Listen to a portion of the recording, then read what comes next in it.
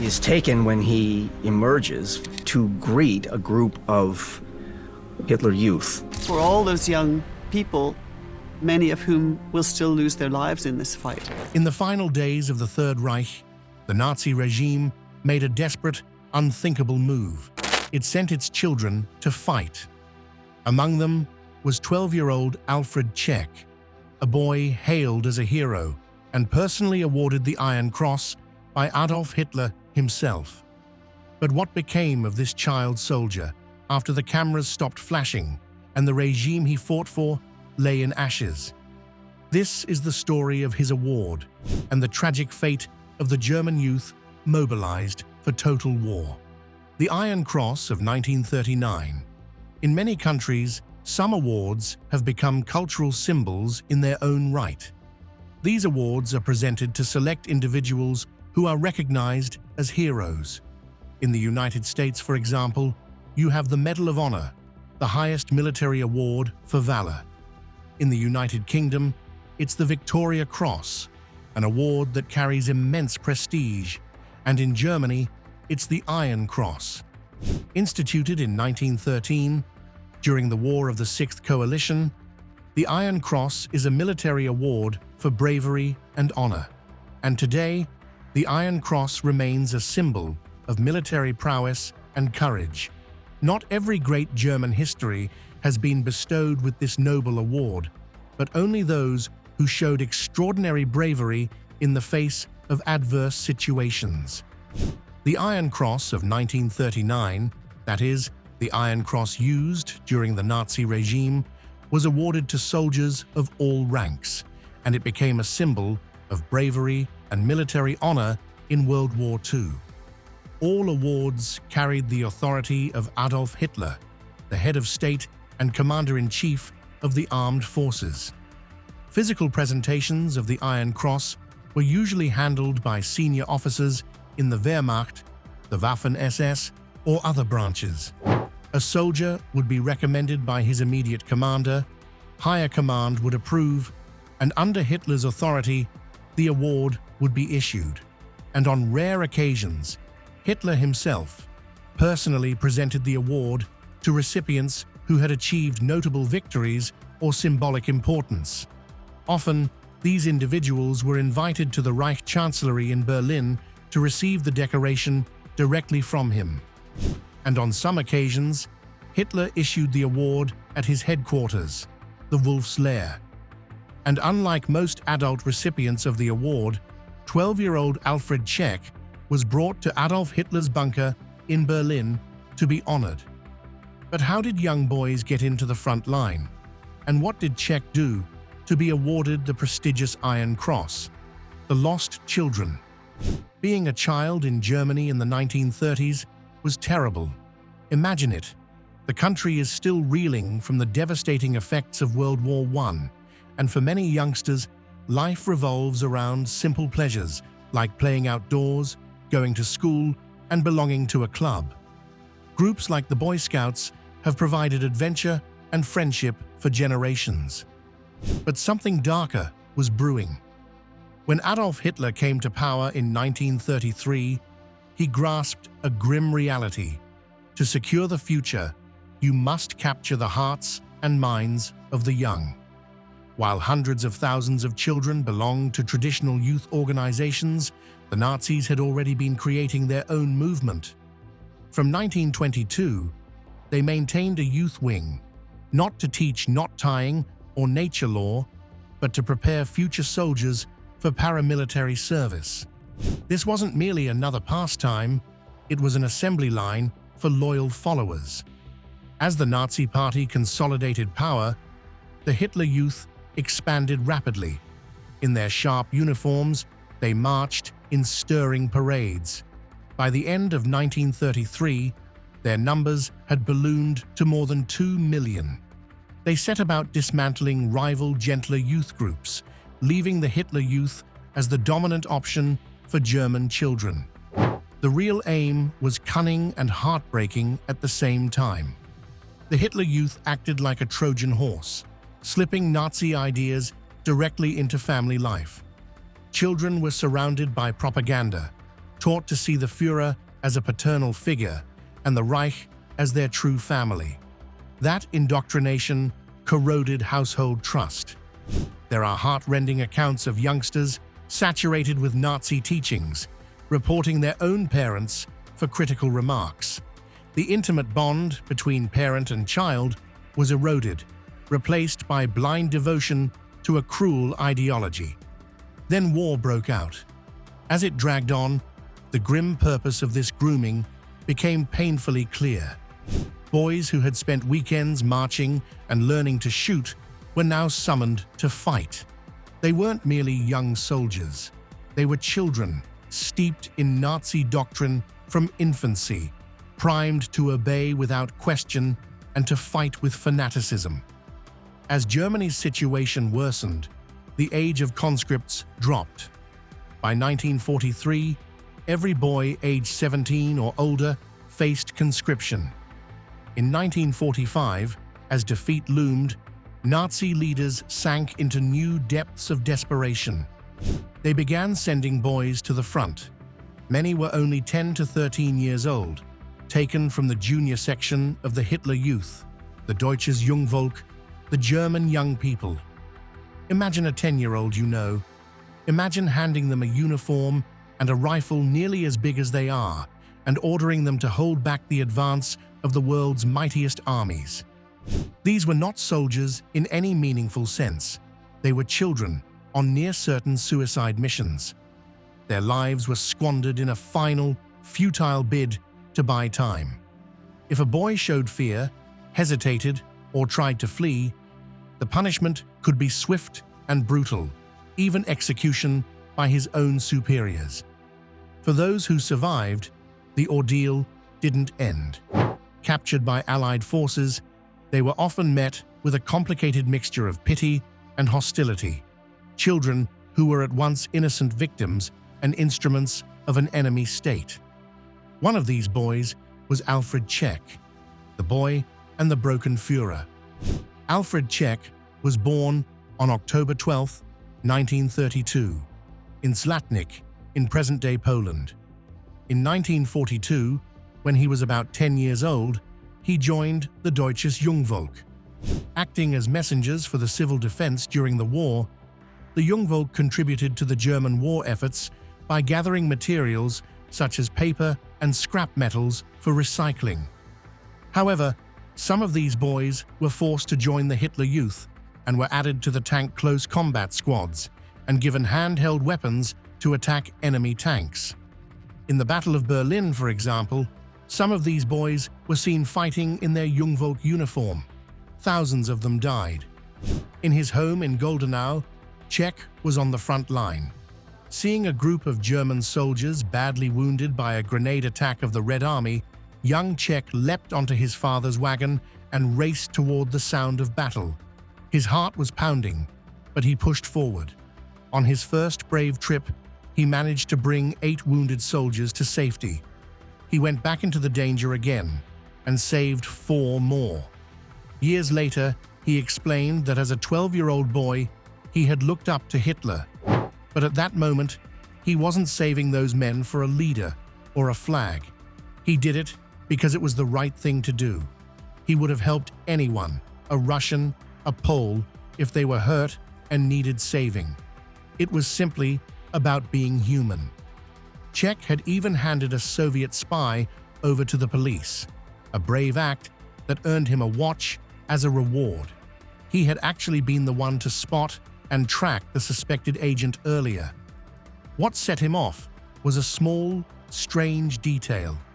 An Obergefreiter, snapping photos in the boy's hometown, wore his division insignia on both the right and the wrong arm.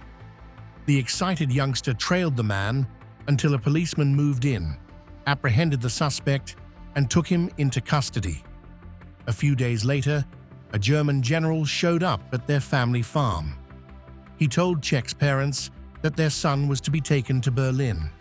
His mother was terrified, her heart screaming no at the thought of her boy being sent into harm's way. But his father believed it was an honor that couldn't be refused. So he went. The boy and the broken Führer. The country boy was flown on a military plane straight into a city at war. Berlin was shaking. The rumble of Russian guns was a constant, terrifying thunder just miles away. The enemy was closing in from all sides. Yet, amidst the fear and the coming collapse, some loyalists had hung Nazi flags. They were trying to celebrate a birthday for a man whose war was already lost. The city of Berlin was a shattered, fearful place. 40,000 German soldiers had deserted, hiding wherever they could, knowing that military police and SS squads were hunting them through the streets. Most buildings were just hollow, bombed-out shells. In the brief quiet between air raids, the women of the city would emerge from their cellars, forming long, quiet lines for what little food was left. Even the famous zoo was a place of hunger. Many animals were starving, and some had already been eaten. Into this broken world landed young Czech. He was brought to other boys and teenagers, like him, who had all done brave things for their country. They still clung to the hope that Germany could win the war. That victory was just weeks away. The boys were treated like heroes. They were given a warm shower and a hearty meal, which was a rare luxury, and then they were handed crisp new uniforms. They were led into the garden of the Reich Chancellery and told to line up. They were about to meet Hitler, but they were given strange instructions.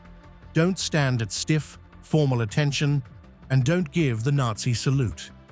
A team of cameramen and newsreel reporters set up their equipment, ready to film the moment. Everything was being carefully staged for a propaganda film, to show the nation the fearless faith of its youth, even as the world crumbled around them. Then, like a god, Hitler appeared. The newsreel footage tells a story of its own. His collar was turned up, unlike his usual crisp appearance. His moustache had gone grey. His left arm, which by then would twitch uncontrollably, was held tightly behind his back. He was so frail that he couldn't even pin the medals on the boys' jackets himself. Arthur Axmann had to lean in and do it for him. Hitler shuffled slowly down the line of boys until he stopped in front of Alfred. He looked down at the young boy, pinched his left cheek slightly, and asked, "So, you are the youngest of all? Weren't you afraid when you rescued the soldiers?" Alfred, remembering the moment decades later, said he simply replied, "No, my Führer." This scene was edited into a newsreel shown in the few Berlin cinemas that were still standing. Over the images of Alfred and the other boys, one of Hitler's final messages to the German people played. His words were a stark warning. He told them the nation was in a battle that would decide whether the German people would survive or vanish forever. A meal with a ghost. The new Iron Cross felt heavy on Czech's tunic. It was a weight far greater than its metal, a symbol of bravery he was still too young to fully understand. Along with the other boys, their faces still soft with youth, he was led not to a celebration, but down, deep into the earth. The air grew cold and damp as they descended into the Führer bunker, a concrete tomb beneath a crumbling city. There, in the humming, low-ceilinged heart of the Nazi regime, they were given a meal. Hitler himself sat with them, a ghost of the forceful leader from the posters. His hand trembled and his voice was low. He asked each boy about their experiences, and then the unavoidable question, did they wish to go home or to the front? What choice did a child have? One by one, each boy, Czech included, gave the only answer that seemed to exist in that suffocating room. To the front, my Führer. The words tasted like duty, but felt like a sentence. While Czech gave the required answer, a surreal party was brewing upstairs. As Hitler retreated to his bedroom, his mistress, Eva Braun, led a handful of aides up to the Reich Chancellery, which was at that time shattered by bombs. They tried to make everything look normal. They drank champagne, ate what food was left, and even attempted to dance. Ironically, the only record they could find was a haunting tune called Blood Red Roses Tell You of Happiness. The scene was so horrifying that Hitler's own secretary, Traudl Junge found it unbearable and fled back to the safety of the bunker to sleep. Czech saw none of this. There was no champagne or dancing for Hitler's youngest heroes. Instead of going home, he was rushed to a crash course in survival. He was handed a Panzerfaust, a bulky anti-tank weapon almost bigger than he was, and taught how to use a rifle. His childhood was officially over. But in a fleeting moment of tenderness, or perhaps propaganda, the regime granted him one wish. Perhaps thinking of home, of music, of something normal, Alfred asked for an accordion. Within hours, one was placed in his hands. It was a bizarre gift for a boy being sent to his possible death. The truth was, he had no home to return to. His village of Goldenau was already under Soviet control. His only path was forward, into the fire. Sent to fight in what is now the Czech Republic, he was a paradox, a child soldier saluted by weary, battle-hardened men. Many of those veterans, seeing the absurdity of this decorated boy, told him gently to just go home. But where could he go? Hitler's youngest hero stayed. The war ended for Czech in mid-April 1945, not with a fanfare, but with a searing pain. For him and other boy soldiers, the forest was their only shelter. Hidden among the trees, the boys would wait, their hearts pounding as the rumble of tanks faded. Then came the soldiers on foot. In a frantic, terrifying burst, the boys would spring up. Gunfire and grenades would cut through the air before they would dash away, vanishing back into the shadows. The response was swift and furious, leaving nearby villages in ruins. But the most heartbreaking change was the soldiers themselves. They kept getting younger. If cornered, these children often fought to the death. American troops reported capturing armed 8-year-olds. They encountered artillery units run entirely by boys under 12. Soon, girls joined them, their small hands operating massive anti-aircraft guns. It was no longer a war of soldiers, but a tragic fight where childhood itself was the final casualty. A bullet tore through Czech's lung, an injury whose agony would stay with him for the rest of his life. He survived a prisoner of war camp, and in 1947, as a malnourished 14-year-old, he was finally released. With no other option, he began the long, lonely walk from Prague back to where he hoped home would be.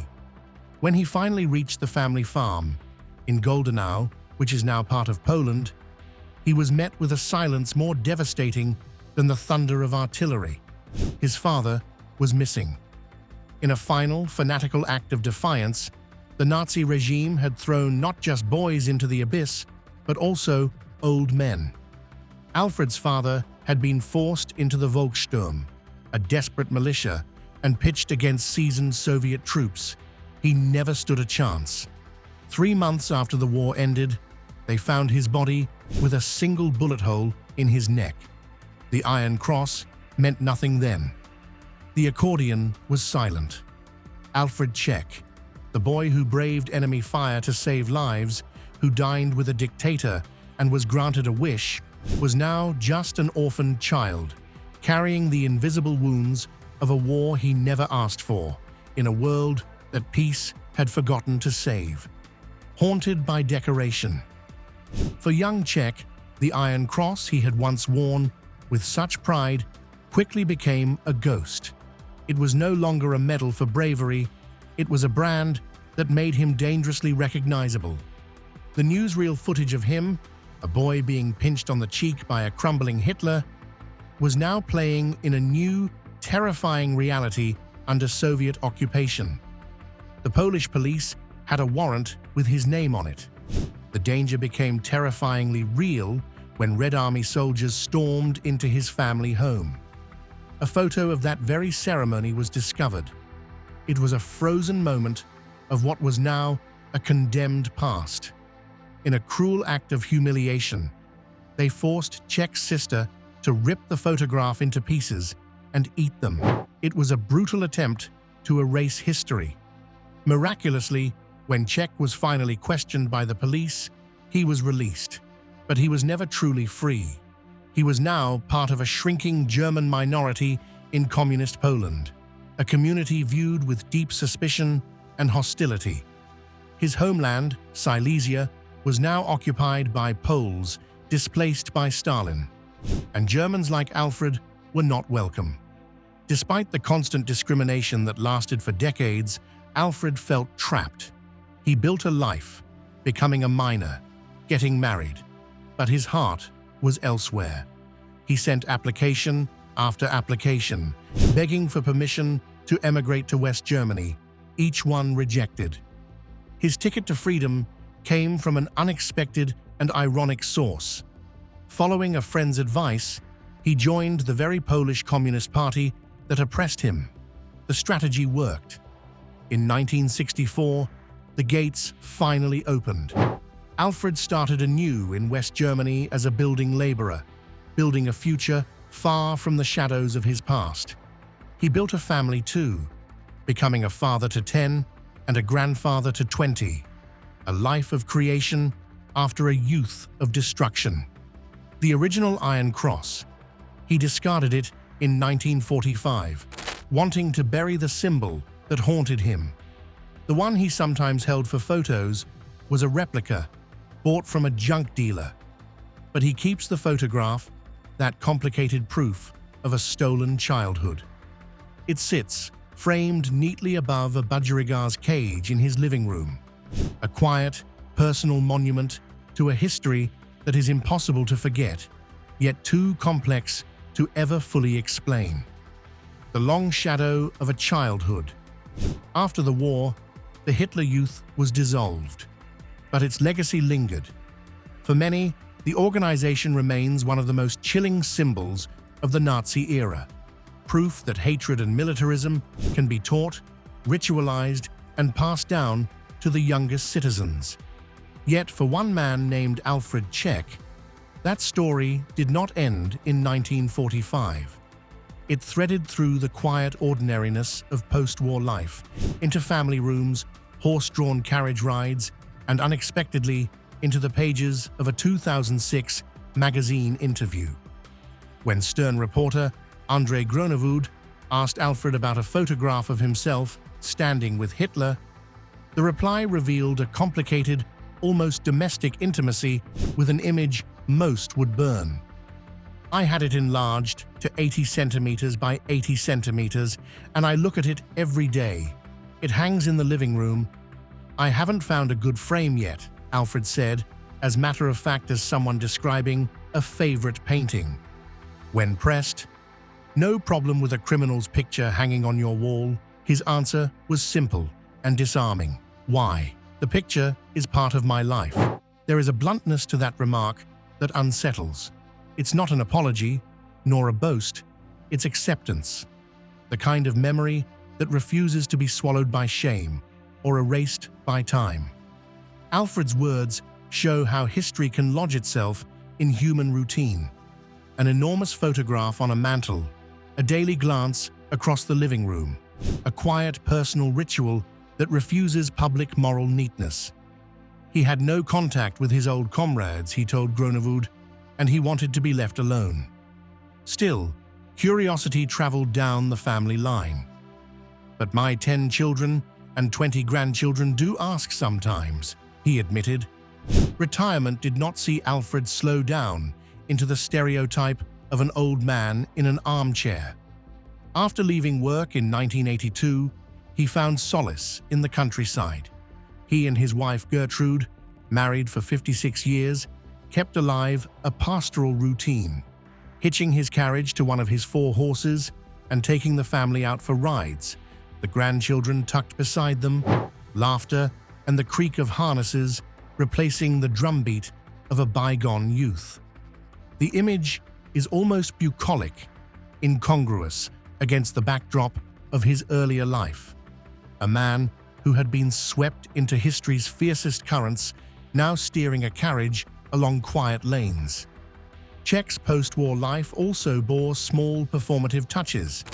In West Germany, where some people recognized him from his wartime notoriety, he purchased another Iron Cross from a dealer and used it when posing for photographs. It was a theatrical echo, a relic bought to recreate the image once given to him, or perhaps to reclaim a narrative for himself.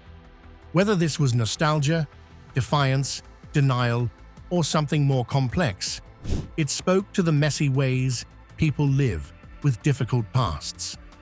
Gertrude died on the 18th of January 2007 at the age of 74. Alfred followed on the 13th of June 2011 at the age of 74-78. They lie together in a small cemetery in Kleingladbach, a quiet resting place far removed from parades and photographs.